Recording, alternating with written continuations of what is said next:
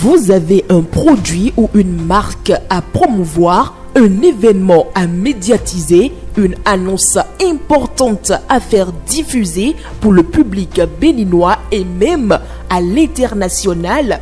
Le groupe de presse La Guérite, à travers sa web télévision Guérite TV Monde, sa web radio Guérite Radio et son journal La Guérite est votre interlocuteur valable. Pas notre savoir-faire, notre audience grandissante et notre présence constante sur le terrain ainsi que sur des plateformes digitales, donnez de l'écho à vos activités pour l'atteinte de vos objectifs.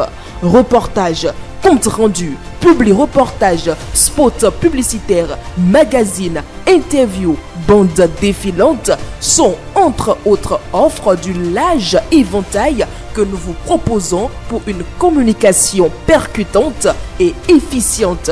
À vous donc de jouer en nous contactant dès maintenant par appel direct et par WhatsApp au plus 229 01 97 26 26 111. Le groupe de presse La Guérite, c'est la garantie d'atteindre vos cibles.